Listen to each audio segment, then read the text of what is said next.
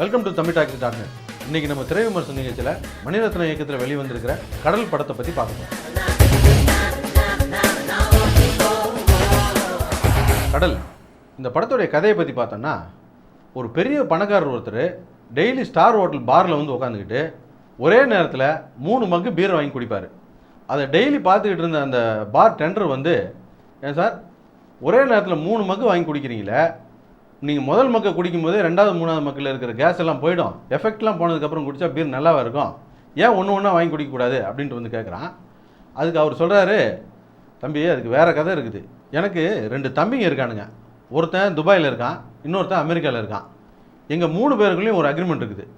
எங்களில் 3 பேருமே யாரும் ஒருத்தரை விட்டுட்டு குடிக்கக்கூடாது அப்படின்ட்டு ஒரு அக்ரிமெண்ட் இருக்குது.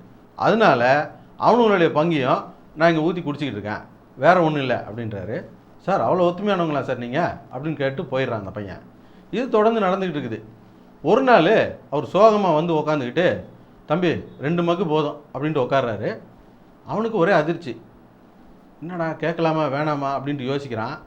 சரி கேட்டுருவோம் அப்படின்ட்டு, சார் ரொம்ப கவலையாக இருக்குது சார், இப்படி நடக்கும் நான் கொஞ்சம் கூட எதிர்பார்க்கல, எப்படியோ மனசை தேத்திங்க சார் அப்படின்றான். என்னப்பா தம்பி என்னாச்சு அப்படின்ட்டு கேட்குறாரு. இல்லை உங்கள் தம்பி யாரோ ஒருத்தர் தவறிட்டாரோ. அதெல்லாம் ஒன்றும் இல்லைப்பா, அவங்க நல்லா தான் இருக்காங்க, நான் தான் இன்னிலேருந்து குடிக்கிற நிறுத்திடலாம் அப்படின்னு முடிவு பண்ணிட்டேன், அதனால தான் அவங்க பங்கே உட்காந்து குடிச்சிக்கிட்டு இருக்கேன் அப்படின்ட்டு இருக்கான். அந்த ஆள் கதையை பற்றி பேசினா என்னென்னமா பேசிகிட்டு இருக்கீங்க?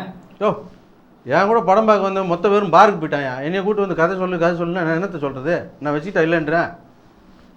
சரி இருந்தாலும் திருக்குறள் மாதிரி ஒரு 2 பேரில் சொல்கிறேன் கேளுங்க.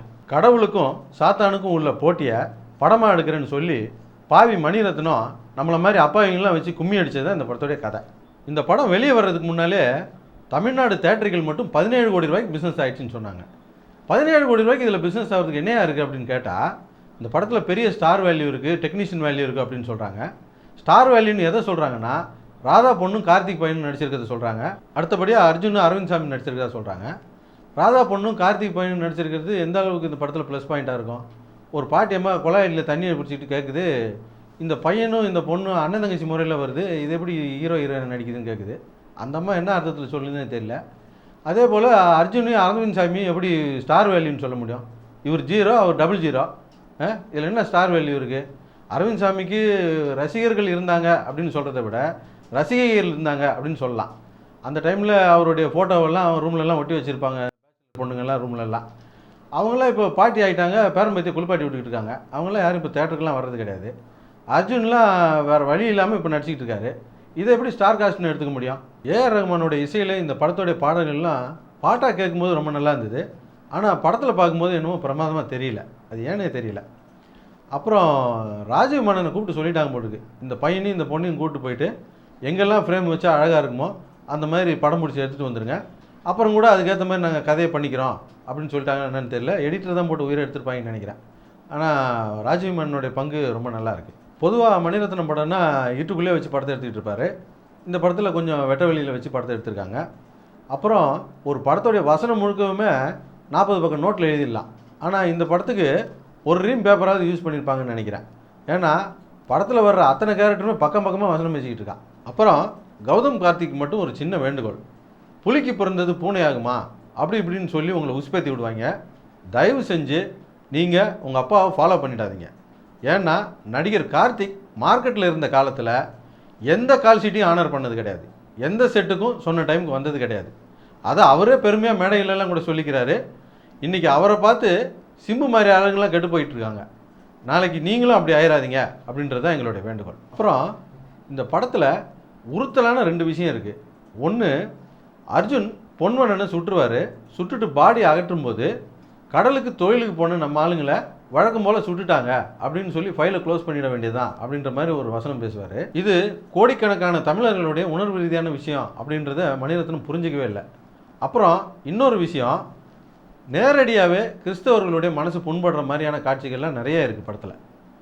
இதை மனசில் வச்சுக்கிட்டு கிறிஸ்தவர்கள்லாம் நாளைக்கு போய் கொடியை பிடிச்சிடாதீங்க, இந்த படத்தை உடனே நிறுத்து அப்படின்னு சொல்லி நீங்கள் இப்படியே விட்டிங்கனாலே இந்த படம் 3 நாள் தான் ஓடும். நீங்கள் கொடியை பிடிச்சி இந்த படத்தை 1 வாரம் 10 நாள் ஓட வச்சிடாதீங்க. அப்புறம் இந்த படத்தோடைய வியாபாரத்தை பற்றி பார்த்தோம்னா, தமிழ் தெலுங்கு 2 மொழியிலுமே இந்த படம் ரிலீஸ் ஆகிருக்கு.